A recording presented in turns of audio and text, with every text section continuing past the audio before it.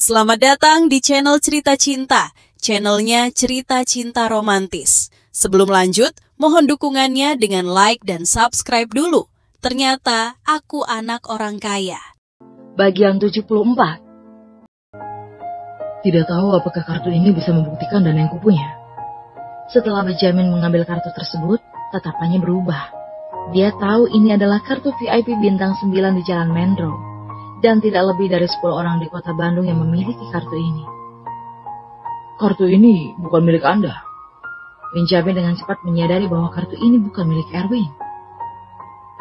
Damon yang memberiku kartu ini. Pengeluaranku di pelelangan ini dijamin oleh High Bullet Group dan juga Damon. Jadi seharusnya tidak bermasalah. Kata Erwin setelah berpikir sebentar. Tolong tunggu sebentar, saya perlu menghubungi Tuan Damon secara pribadi untuk mengkonfirmasi. Benjamin tidak berani mengabaikan. High Bullet Group menempatkan 1/4 dari seluruh industri yang ada di kota Bandung. Dia tidak berani menganggap remeh masalah ini. Ditambah Damon adalah salah satu tokoh penting di kota Bandung. Bahkan dia sendiri tidak berani menyinggung orang ini.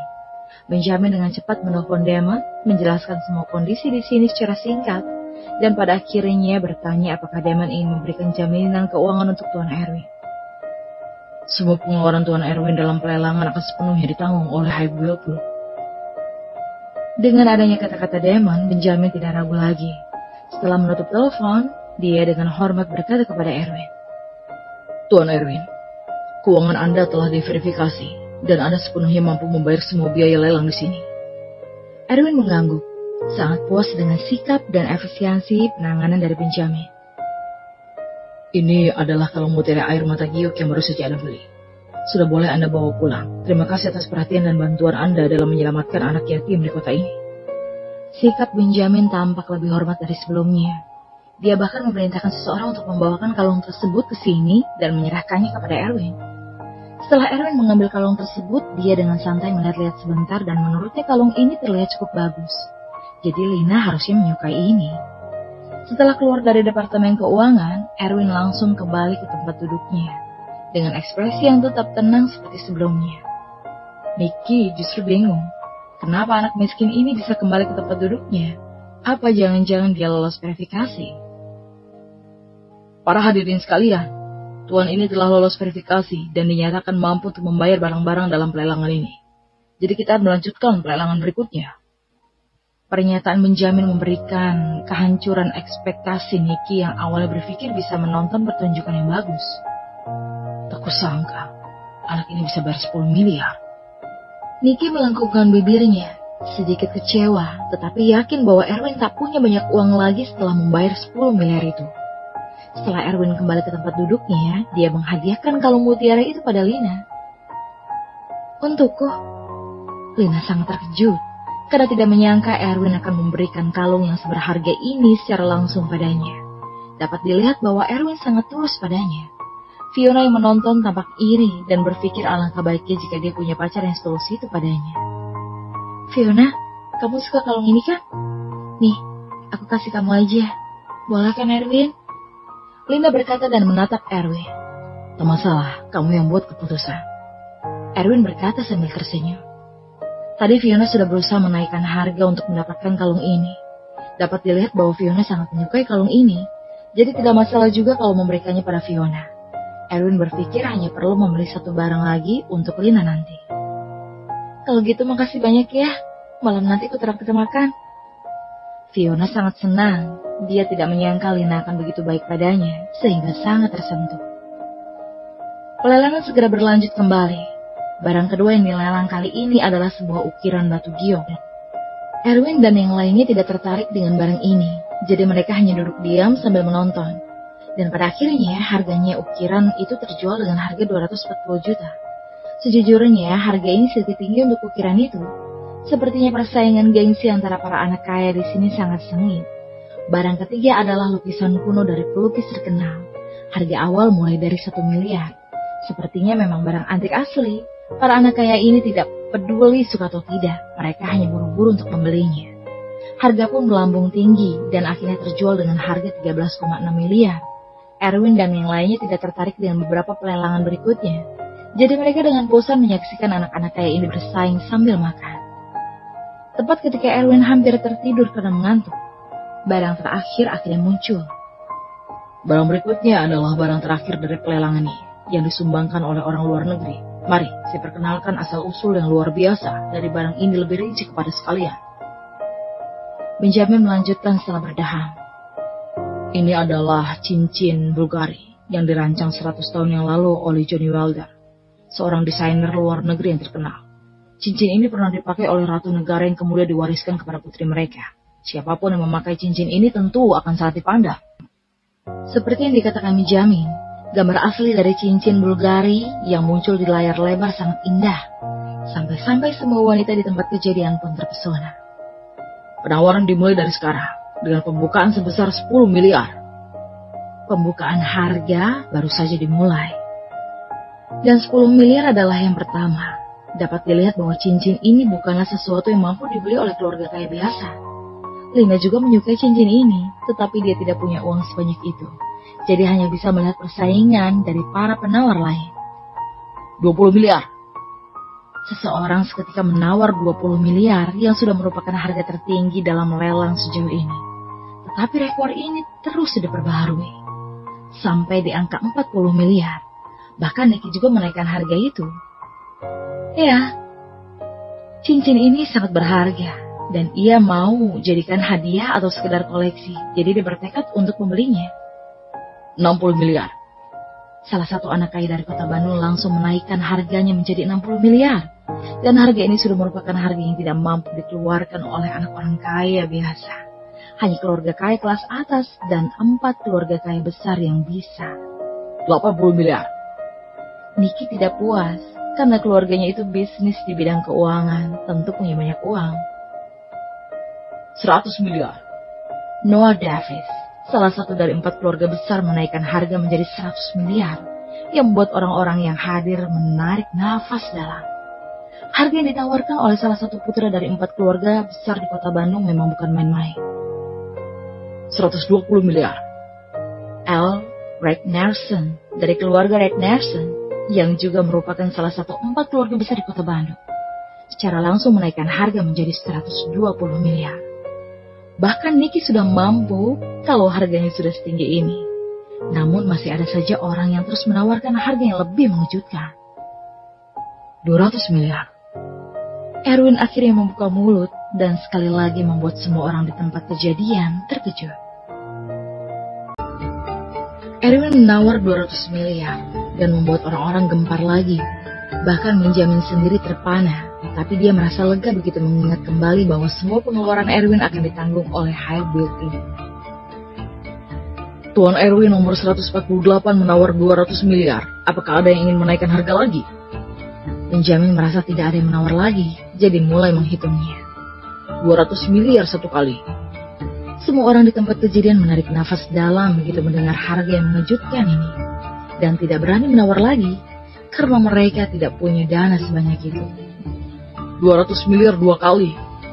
Suara Benjamin bergema di aula resepsi, tetapi masih belum ada yang menaikkan harga. Sepertinya cincin Bulgari ini kemungkinan besar akan dimiliki oleh Erwin. Namun tak lama kemudian, suara yang sedikit memikat memecah suasana yang hening itu. 400 miliar. Seorang pemuda dengan plat nomor 16 mengangkat plat nomornya dan langsung menyebut 400 miliar dengan tenang. Tempat kejadian kembali mendidih lagi. Mata semua orang beralih kepada pria misterius itu. Wah, siapa sebenarnya orang itu? Suka disebut bukan main. 400 miliar, sepertinya putra dari 4 keluarga besar juga, yang tak mampu mengeluarkan uang sebanyak itu. Sebenarnya siapa dia? Apa dia orang Bandung? Orang-orang di tempat kejadian mengalihkan perhatian mereka kepada pemuda misterius itu. Pemuda tersebut berpakaian indah dan punya wajah yang tampan. Aksesoris yang dikenakan juga bukan barang merek biasa. Dari penampilannya saja sudah bisa dilihat bahwa dia sangat kaya. Ganteng kali, ditambah sekaya itu lagi. Banyak gadis tidak bisa menahan diri dan terpesona begitu melihat pemuda misterius itu. Dapat dilihat bahwa pemuda kaya ini punya daya tarik yang cukup memikat. 400 miliar, apakah ada yang berani menaikkan harga? Suara Benjamin bahkan sedikit gemetar. Harga ini sudah menembus rekor dalam lelang ambal yang sebelumnya. Yang lain juga diam-diam kagum. 400 miliar itu terlalu tinggi. Mereka percaya seharusnya tidak ada yang akan menaikkan harga lagi kali ini. Namun Erwin tersenyum sedikit dan segera mengangkat plat nomornya dan menaikkan harga sekali lagi. 800 miliar. Erwin menggandakan harganya. Dia sudah bertekad untuk mendapatkan cincin Bulgari ini. Tidak peduli sebesar apa harga yang ditawarkan oleh lawan, dia tetap harus memenangkannya. Dan harga ini tidak hanya memecahkan rekor lelang yang baru saja diperbaharui, tapi juga kembali mengejutkan para hadirin yang lain. Astaga, ya Tuhan, apa asal-usul anak ini? Dia bakal menyebut 800 miliar tanpa hadap sekalipun. Anak luar biasa, 800 miliar. Hebat sekali. Sebuah cincin dijual seharga 800 miliar. Aku akan ketangan. Apa ya status sosial anak ini? Dia berpakaian biasa, tapi harga tawarannya bukan main tinggi. Ini sungguh luar biasa. Tak sia-sia aku datang ke resepsi ini. Semua orang di tempat kejadian mulai berbisik satu sama lain. Kali ini bahkan Lina dan Fiona pun tercengang. Ini terlalu berlebihan. Rasanya mereka seperti tidak mengenal Erwin sedikit pun. Dan orang-orang di tempat kejadian tentu terkejut dengan tawaran 800 miliar ini, yang merupakan rekor harga tertinggi, dan bagi Nicky juga terdiam. Orang ini sudah gila, menawar cincin Bulgari seharga 800 miliar. Dia pikir dia itu siapa?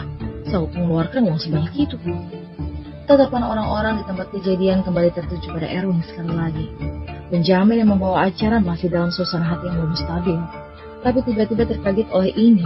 Harga sebuah cincin langsung melambung menjadi 800 miliar dalam sekejap mata.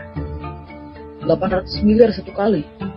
Benjamin mulai menghitung, dan kali ini semua orang mengharapkan pemuda misterius ini untuk membuka mulut lagi. 800 miliar dua kali. Banyak orang di tempat kejadian sedang menunggu pemuda misterius ini untuk menawar. Tapi mereka pada akhirnya kecewa karena pemuda misterius itu tidak memilih untuk menaikkan harga. 800 miliar, 3 kali. Ya, selamat kepada Tuan Erwin telah berhasil membeli cincin Bulgari ini. Benjamin mengumumkan hasilnya, dan semua orang di tempat kejadian mulai berdiskusi dengan panas. Terutama mereka mulai berspekulasi tentang identitas Erwin. Seseorang yang mampu mengeluarkan uang sebanyak 800 miliar tentu bukan orang kaya biasa.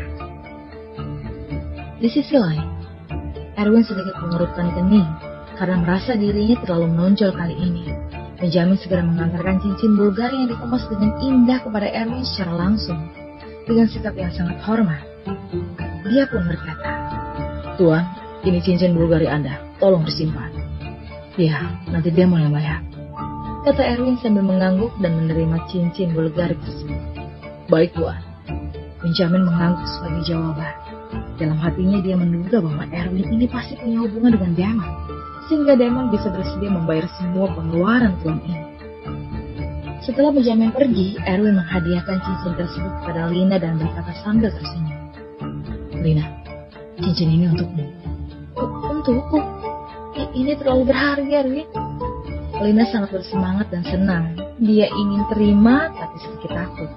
Karena bagaimanapun juga, cincin ini seharga 800 miliar dan terlalu berharga. "Terima aja, gak apa-apa." Erwin tahu apa yang dikhawatirkan Lina. Awalnya Erwin ingin mematikan untuk Lina, tapi di sini sangat ramai sekarang dan tentunya tidak cocok untuk melakukan hal seperti itu. Jadi dia membiarkan Lina pakai sendiri saja nanti malam. Lina yang juga menyukai cincin Bulgari ini, tapi dia lebih suka lagi dengan kasih sayang Erwin padanya. Lina segera berbalik untuk mencium pipi Erwin, dan saat Erwin lengah, wajahnya yang cantik memerah dengan cepat, begitu juga dengan detak jantungnya yang berantakan. Erwin sedikit tersenyum dan tanpa sadar meraih tangan Lina dengan lembut. Fiona yang sedang menonton merasa iri. Dia awalnya mengira Erwin itu hanyalah sosok anak miskin dari pedesaan. Jadi dia ingin memisahkan mereka. Tapi sekarang dia sudah sadar kalau dirinya ini tidak pandai menilai seseorang. Berikutnya adalah pengumuman 10 pemuda teratas. Erwin tidak terlalu peduli dengan gelar ini. Menurutnya ini tidak membuat banyak perbedaan baginya. Namun banyak orang yang sangat mementingkan ini. terutama tuan muda dari keluarga kaya yang ingin mendapatkan gelar untuk mempromosikan diri mereka sendiri secara tidak langsung, atau memberi diri mereka sedikit sebuah nama baik yang akan sangat membantu sampai batas tertentu di masa depan. Para hadirin sekalian, saya akan mengumumkan daftar 10 pemuda teratas tahun ini. Benjamin naik ke panggung lagi dengan daftar yang baru saja dibuat. Para anak muda di tempat kejadian semua menahan nafas dengan ekspresi gugup. Bahkan Fiona dan Lina sangat menantikan ini. Tentu saja mereka tidak menantikan diri mereka sendiri, melainkan penasaran apa Erwin akan terpilih. Melihat mereka seperti ini, Erwin menggelengkan kepala tanpa sadar. Yang pertama adalah Nicky, putra keluarga Gracia. Benjamin membacakan nama pemuda pertama yang terpilih sebagai salah satu dari 10 besar. Dan segera Nicky menjadi bersemangat. Dia sudah menghabiskan banyak uang dalam pelelangan barusan. Dia otomatis terpilih sesuai dugaan yang membuatnya kembali merasa bangga lagi. Yang kedua adalah Eric Nasser. Yang ketiga adalah Noah Davis. Dan yang keempat adalah... Benjamin terus membacakan nama dalam serangkaian nama-nama. Kebanyakan dari mereka adalah anak orang kaya di kota Bandung yang menawarkan harga tinggi untuk membeli barang lelang tadi. Mereka yang terpilih tentu sangat senang karena bisa memberi penjelasan pada orang tua mereka saat pulang nanti bahwa uang yang mereka habiskan tidak sia-sia. Yang kesembilan adalah Drake Baxter, putra keluarga Baxter dari ibu kota. Ketika nama itu dipanggil, semua orang di tempat kejadian tercengang. Ternyata ada pemuda kaya dari ibu kota, dan tak lama kemudian orang-orang juga mulai sadar akan Drake Baxter ini. Dia adalah pemuda misterius yang baru saja menawarkan 400 miliar. Erwin sedikit mengerutkan kening begitu melihat Drake naik panggung untuk menerima sertifikat 10 pemuda teratas. Drake yang tiba-tiba datang ke kota Bandung ini pasti punya tujuan atau niat tersendiri. Erwin pernah menipu aset keluarga Baxter, jadi keluarga Baxter pasti tidak akan membiarkannya begitu saja. Akan tetapi berdasarkan dengan kondisi, Erwin tidak takut sama sekali. Yang terakhir adalah Benjamin tiba-tiba menaikkan suaranya. Bersama